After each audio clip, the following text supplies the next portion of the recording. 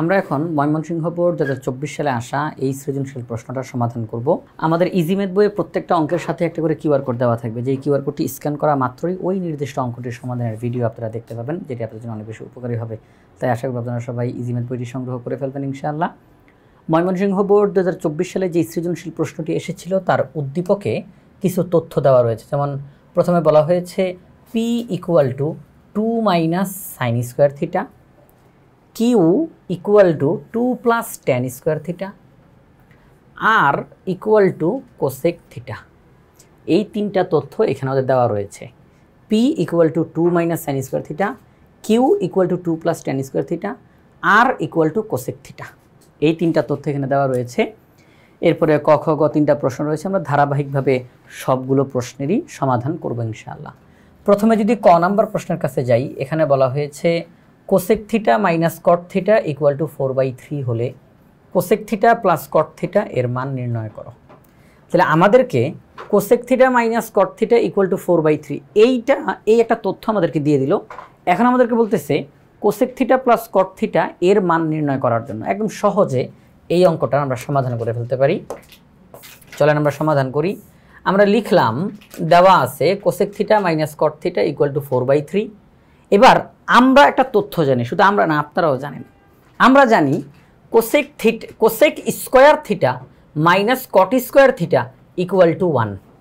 cosec square theta - cot square theta = 1, এই তথ্যটা আমরা জানি। আচ্ছা, এটাকে যদি আমরা একটু a² - b² এর হিসাবে কথা বলি, cosec থিটা হচ্ছে a আর cot থিটা হচ্ছে b, তাহলে আমরা বলতেই পারি a² - b² এর সূত্র অ্যাপ্লাই করা যাবে, a + b * a - b। তাহলে আমরা লিখলাম cosec theta + cot theta cosec theta - cot theta = 1। এখন আমাদের প্রশ্নে তো cosec থিটা - cot থিটা এটার মান দিয়ে দিছে, এটার মান জানতে চায়। তাহলে একদম সহজে আমরা এই অঙ্কটা সমাধান করতে পারি। তাহলে আমরা এখন জাস্ট মানটা বসাই দিব, যে এখানে এটা যা আছে তাই লিখব, ইনটু এটার মান হচ্ছে 4/3 = 1। এই যে 4/3 এখানে গুণ আকারে আছে, ওই সেরে গেলে হবে ভাগ, তাহলে = 1/4/3। এই যে 1/4/3 ভাগ উল্টায় গুণ হবে, তাহলে ভাগের পরে যে আছে সে উল্টায় যাবে। তার মানে আলটিমেটলি আমরা রেজাল্ট পেয়ে গেছি cosec থিটা + cot থিটা = 3/4। এটা বাকি অংশটা এখানে করা রয়েছে, আমরা দেখাচ্ছি। এই যে বাকি অংশটা এখানে ওদের রয়েছে, সেটা হচ্ছে cosec theta + cot theta, cosec theta - cot থিটার মান এটা গুণ আকারে রয়েছে, ওই সাইডে গেলে হবে ভাগ, ভাগটা উল্টে গিয়ে গুণ হয়ে 3/4। তাহলে নির্ণয় মান হবে 3/4। আমরা এখানে একটু সংশোধন করে দেই, আমাদের ইজিমেথ বইয়ে এটা সঠিকভাবেই আসবে। আচ্ছা, তাহলে আমরা এখানে কি পেলাম?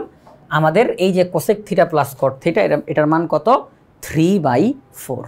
আচ্ছা, তাহলে আমাদের ক নাম্বার প্রশ্নের সমাধান করা শেষ। আমরা এখন খ নাম্বার প্রশ্নের কাছে যাব। খ নাম্বার প্রশ্নে কি বলছে?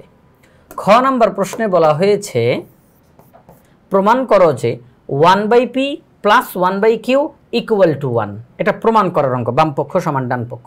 আমরা বাম পক্ষ দিয়ে অঙ্কটা করতে করতে করতে করতে একবারে রেজাল্ট হিসাবে আমরা ডান পক্ষের 1 পেয়ে যাব, আমরা বলবো অঙ্কটা প্রমাণ হয়ে গেছে। আমাদের এখানে যে বাম পক্ষে দেওয়া 1/p + 1/q, এই p আর q বলতে আমরা কি বুঝবো? ওই যে উদ্দীপকে দেওয়া আছে p মানে হলো 2 - sin স্কয়ার থিটা, q মানে হলো 2 + tan স্কয়ার থিটা। আমরা ওই মানগুলো এখানে বসাই দিব, ক্যালকুলেশন করে সামনের দিকে আগাবো। চলেন আমরা খ নাম্বার অঙ্কের সমাধানে চলে যাই। আমরা প্রথমে উদ্দীপকের সেই তথ্যগুলো লিখে নিব। উদ্দীপকের তথ্যগুলো লিখে নিব। দেওয়া আছে p = 2 - sin square theta, q = 2 + tan square theta. এখন আমাদের প্রশ্নের বাম পক্ষতে যেটা দেওয়া ছিল 1/p + 1/q, আমরা p এর জায়গায় p এর মান বসাই দিব, q এর জায়গায় q এর মান বসাই দিব। আচ্ছা, এই 2 কে আমরা ভেঙে লিখতে পারি না? 1 + 1 1 + 1 লিখতে পারি তো। 1 + 1 মানে তো 2, 1 + 1 মানে তো 2। আমরা 2টাকে ভেঙে লিখলাম। এই ভেঙে লেখার পিছনেও কিন্তু উদ্দেশ্য আছে একটা, সেটা হচ্ছে 1 - sin স্কয়ার থিটা মানে হলো cos square theta. 1 - sin square theta মানে কি? cos square theta. ওই 2 কে ভাঙার কারণে আমরা যে 1টা পাইলাম, সূত্র হয়ে গেছে। 1 - sin স্কয়ার থিটা মানে হলো cos square theta, 1 + tan square theta মানে হলো sec স্কয়ার থিটা। এই প্রথমের 1 রয়ে গেল, প্রথমের 1 রয়ে গেল। আচ্ছা, ঠিক আছে। এখন আমরা যেই কাজটা করব সেটা হচ্ছে কস স্কোয়ার থিটাকে আমরা লিখতে পারি 1/sec স্কোয়ার থিটা, আর এটা যা আছে তাই সম্পূর্ণ অঙ্কটা sec স্কোয়ার থিটাতে চলে যাবে। আমি এটা আবার একটু বলে দিই, এই পাশে যে কস স্কোয়ার থিটাকে আমরা ভেঙে লিখলাম 1/sec স্কোয়ার থিটা, আমরা দেখতেছি এটাও sec স্কোয়ার থিটা, এটাও sec স্কোয়ার থিটা, এখানেও 1 আছে, এখানেও 1 আছে। তাহলে আমরা অঙ্কটাকে আর কোনো কিছু না করে এখন ধারাবাহিকভাবে সামনের দিকে আগাবো। দুইটা ভগ্নাংশকে যোগ করব, হরগুলোর লসাগু করব, এক পর্যায়ে দেখা যাবে লব আর হর মিলে যাবে। যখন লব আর হর মিলে যাবে কাটাকাটি করলে 1, লব এবং হর মিলে যাবে কাটাকাটি করলে 1, এবং এই 1ই কিন্তু আমাদের সেই ডান পক্ষে ছিল। তাহলে চলেন আমরা অঙ্কটা সামনের দিকে আগাই। কস স্কোয়ার থিটাকে ভেঙে লিখলাম 1/sec স্কোয়ার থিটা, এবার এতটুকুকে আমরা যোগ করব, এই 1 এবং এই 1/sec স্কোয়ার থিটা এই দুইটাকে যোগ করব। এই 1-এর নিচে মনে মনে একটা 1 আছে, আর এখানে sec স্কোয়ার থিটা আছে, হরের কথা বলতেছি, হর 1 হর sec স্কোয়ার থিটা। 1 এবং sec স্কোয়ার থিটার লসাগু করলে sec স্কোয়ার থিটা হয়। 1 sec স্কোয়ার থিটার মধ্যে sec স্কোয়ার থিটা বার যায়, সেটা দিয়ে লবকে গুণ, তাহলে sec square theta plus plus sec square theta sec square থিটার মধ্যে একবার যায়, 1 দিয়ে লবকে গুণ, তাহলে 1। ওই যে উপরে যে 1 আছে সে আলাদা করে বসে পড়ছে, এই যে 1, তারপরে এই যে ভাগ চিহ্ন, ওগুলো সব কিছু আমি শুধু নিচের এখানে ভগ্নাংশগুলোকে যোগ করতেছি। আচ্ছা ঠিক আছে, এখানে কোনো কিছু আমাদেরকে করতে হবে না, সামনের দিকে আগাই। এখন এই যে উপরে যে 1, আমি যদি সেই 1টাকে এখানে লিখি, আর এই যে ভাগ চিহ্নকে উল্টালে কি হয়? গুণ হয়। ভাগ চিহ্নকে উল্টালে কি হয়? গুণ হয়।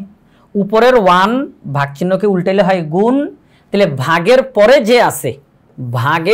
যে আছে সে উল্টায় যাবে, এটি তো নিয়ম যে ভাগকে উল্টায় গুণ করলাম, তাহলে ভাগের পরে যে আছে সে উল্টায় যাবে। sec স্কোয়ার থিটা উপরে উঠলো, sec স্কোয়ার থিটা প্লাস 1 সে নিচে নেমে গেল। আমরা একটু sec স্কোয়ার থিটা প্লাস 1কে একটু সাজায় লিখলাম 1 প্লাস sec স্কোয়ার থিটা, কোনো সমস্যা নাই তো? sec স্কোয়ার থিটা প্লাস 1 আমি লিখলাম 1 প্লাস sec স্কোয়ার থিটা, কোনো সমস্যা নাই, ওকে ফাইন। তাহলে এখন দেখেন যে বিষয় সেটা হচ্ছে এখানে আর এখানে হর কিন্তু মিলে গেছে, 1 plus sec square theta 1 plus sec square theta, তাহলে আমরা হরগুলো লসাগু করলে এটাই হয়ে যাবে, ওকে ফাইন। এখন এই যে sec স্কোয়ার থিটা প্লাস 1 লিখলাম, এই হর লসাগুর মধ্যে একবার যায়, 1 দিয়ে লবকে গুণ করলে sec স্কোয়ার থিটা, আবার এই হর এটার মধ্যে একবার যায়, 1 দিয়ে লবকে গুণ করলে 1।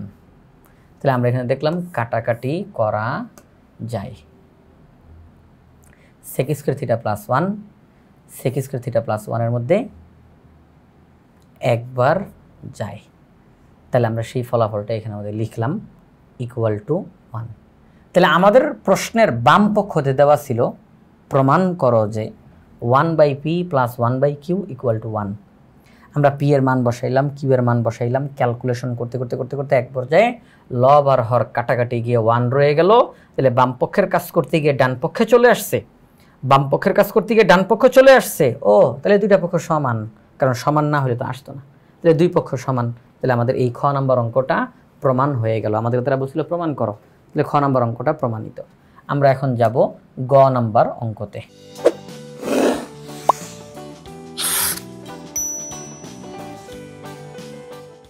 আমাদের গ নাম্বার প্রশ্নে বলা হয়েছে সমাধান করো, কোনো ওই প্রমাণ করো বা দেখাও এইসব কিছু বলে নাই, বলছে সমাধান করো 4/r² minus 2 plus 2√3 into 1/r plus √3 equal to 0। এটা কিন্তু একটা তথ্য দেওয়া, এটা একটা তথ্য। আমরা এখানে বলছি থিটার মান বের করো, কার মান বের করো? থিটার মান। 4/r² minus 2 plus 2√3 into 1/r plus √3 equal to 0। এই যে একটা সমীকরণের মতো আমরা দেখতেছি, এটার সমাধান যখন আমরা করব তখন আমরা থিটার মান পাবো।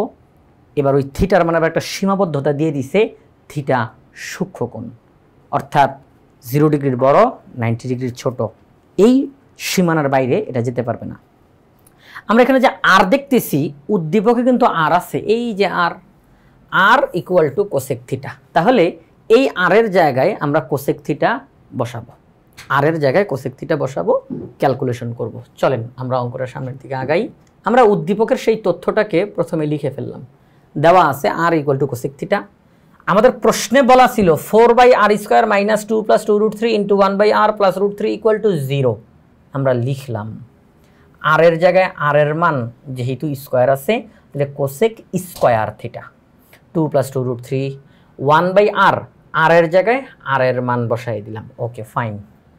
এই 4 কে যদি একটু পাশে গুণ আকারে লিখি তাহলে উপরে জাস্ট 1 থাকবে, কারণ 4 1 কে 4ই হয়, 4 1 কে 4। দেখো এভাবে লেখার উদ্দেশ্য আছে একটা।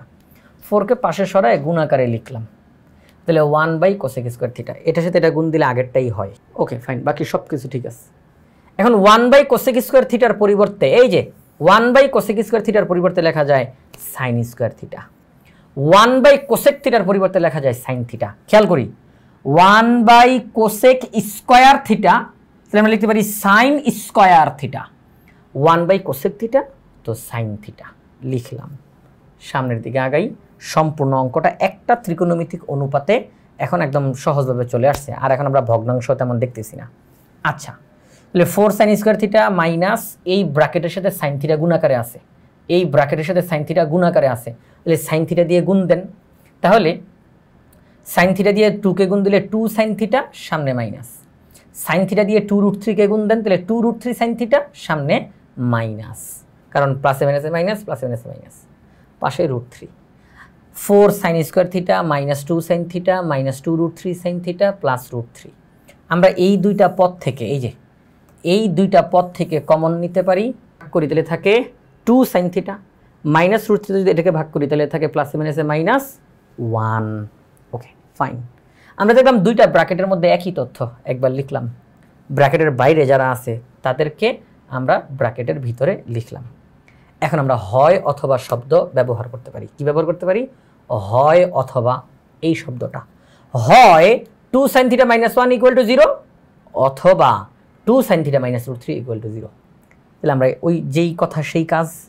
হয় 2 sin থিটা - 1 = 0, -1 ওই সাইডে চলে গেল, 2 এখানে গুণাকারে আছে, ওই সাইডে ভাগ হয়ে গেল, sin থিটা = হাফ। আমাদেরকে বলছে থিটার মান বের করো। তাহলে এখানে আছে সাইন, এই পাশেও সাইন আনার চেষ্টা করব, তাহলে দুই দিক থেকে সাইন কাটা যাবে, শুধু থিটার মান রয়ে যাবে। এই যে হাফ, সাইন কত ডিগ্রির মান হাফ? আমরা জানি সাইন 30 ডিগ্রির মান হাফ, তাহলে হাফ সরায়া সাইন 30 ডিগ্রি লিখলাম। দুই দিক থেকেই সাইন বাদ, থিটা = 30 ডিগ্রি। প্রশ্নে বলা ছিল থিটার মান বের করো, থিটা সূক্ষ্মকোণ, তাহলে 30 ডিগ্রি এটা তো সূক্ষ্মকোণের অন্তর্ভুক্ত, তাহলে এটা ঠিক আছে। এবার এই পাশে আসি, অথবা 2 sin থিটা - √3 = 0, -√3 ওই সাইডে চলে গেল, 2 এখানে গুণ, ওই সাইডে গিয়ে ভাগ হয়ে গেল। আমরা এই পাশেও সাইন আনতে চাই, সাইন 60 ডিগ্রির মান √3/2, উভয় পক্ষ থেকে সাইন বাদ, থিটা = 60 ডিগ্রি। এই যে থিটা = 60 ডিগ্রি, এটাও তো সূক্ষ্মকোণ, তাহলে প্রশ্ন বলছিল থিটা সূক্ষ্মকোণ। তাহলে আমরা দেখলাম থিটার মান 0 ডিগ্রি 30 ডিগ্রি আসলো, থিটার মান 30 ডিগ্রি, থিটার মান 60 ডিগ্রি। দুইটাই সঠিক, কারণ দুইটাই এখানের শর্ত মেনেছে। তাহলে এই যে ময়মনসিংহ বোর্ড 2024 সালে আসা সৃজনশীল প্রশ্নটা আমরা ইজি ম্যাথ বই থেকে সমাধান করলাম। অঙ্কগুলো খুব সহজভাবে সমাধান করা রয়েছে। আশা করব আপনারা সবাই ইজি ম্যাথ বইটি সংগ্রহ করবেন ইনশাআল্লাহ।